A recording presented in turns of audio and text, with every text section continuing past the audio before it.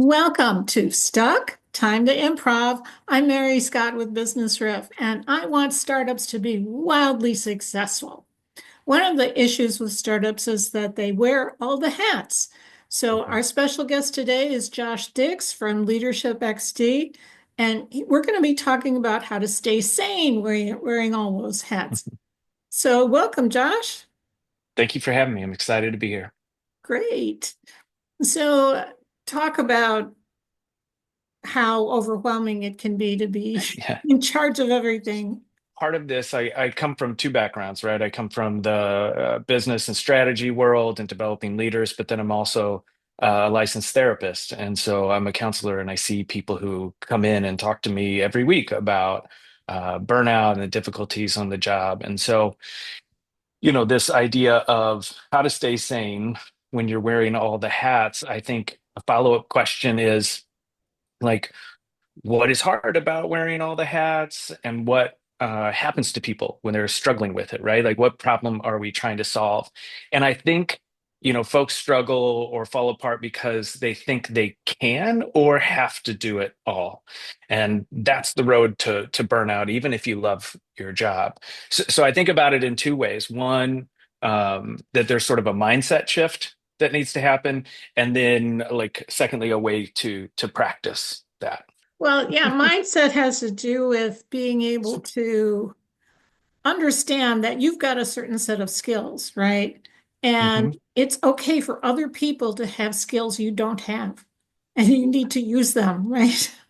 100%, right? And so part of that, is using the gift of delegation to do that. That's really hard for founders, especially because it's their baby, right? But that, is part of how organizations need to grow. And the relationship between a founder and the people that they can delegate with is key so that they're not getting in this yo-yo back and forth of autonomy or pulling control back. And so the key to that is trust. Trust yourself and trust other people to do Yeah. things, maybe not your way, but there's more than one way to hmm do something. Absolutely. The big thing from, staying sane, I think is also about like having a healthy relationship with the work itself, right? Like how do you stay connected to it, but distinct from it? And that's hard when you're a founder because it's your identity, but I think you have to develop a sense of self outside of work, which means like seeing your whole life. I don't believe in work-life balance. I think like if you worked 80 hours this week and you took off 80 hours next week, like is life suddenly balanced and working? No. So I think like you have to see it as a more like integrated whole and look at like all the parts of who you are. That's again, that's difficult if you're an entrepreneur and you're the founder because you know your identity is the business sort of is your identity as well. But I think that mind shift is really important. Yeah, I know when I was first getting started, I was putting in 12 and 16-hour days, and my husband told me I needed a labor union because I was Yeah. a terrible boss. Well, And yeah, and I think that's so true, Mary. And I think we have to even reframe what we mean by self-care. Self-care is something you pay forward. It's not something that you pay back. If you're paying it back, that's rehabilitation, right? There's already been an injury. And so it's a posture that you take towards yourself of just like, your husband was saying, being a good boss to yourself, right? And when you're running a business, you put yourself last all the time. But even just from a work perspective, right?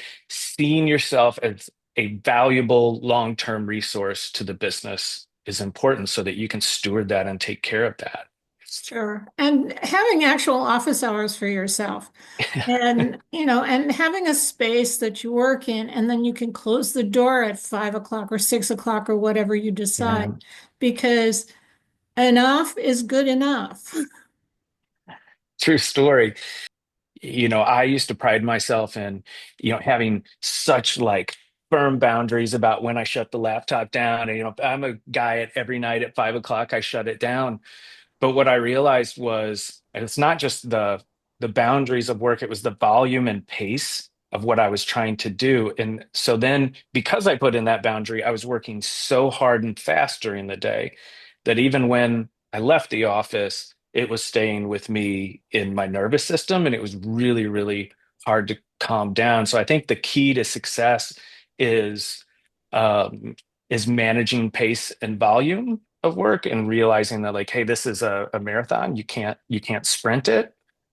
And so there might be some times that it makes sense to work late to ease the pace of how fast you're trying to run.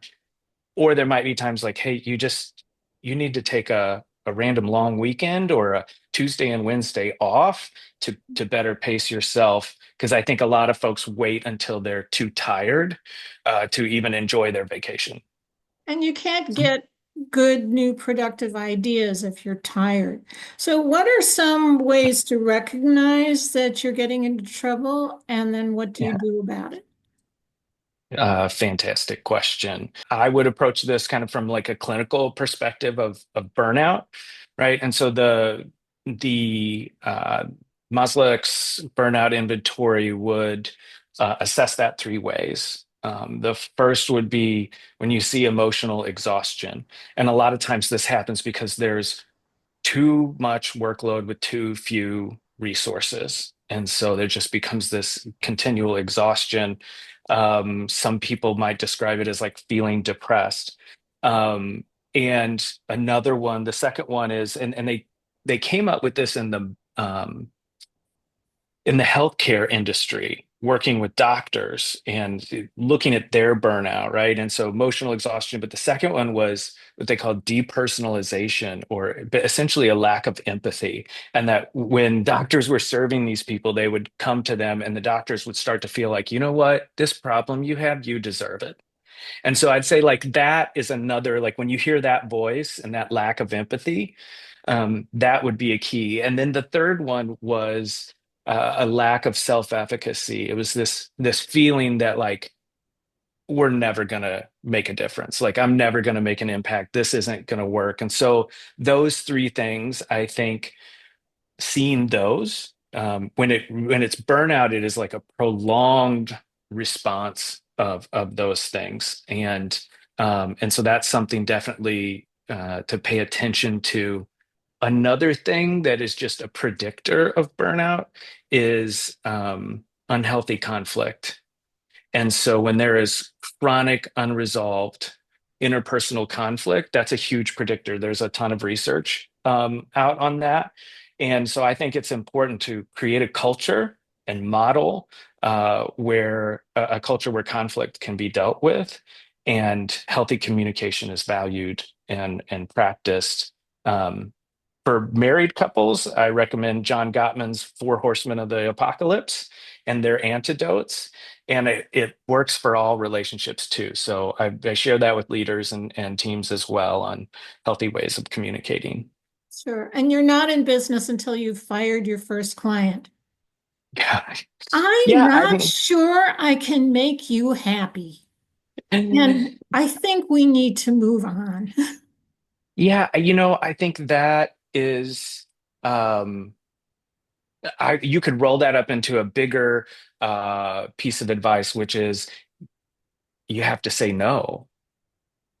Which again, like when you're the founder and you're cash poor and you're just starting this thing up, you say yes to everything. But we don't really know what we're doing until we know what we're not doing. And to protect yourself, you have to say no sometimes. So this is all really, really good advice. And for more information from Josh Dix, we'll put contacts in the comments and you can get a hold of him. Thank you so much for coming, Josh. And Thanks, Mary. I'm Mary Scott with Business Roof. I want startups to be wildly successful. And one of the best things you can do to accomplish that is book a call with me at businessroof.com and join us again next time for Stuck, Time to Improv.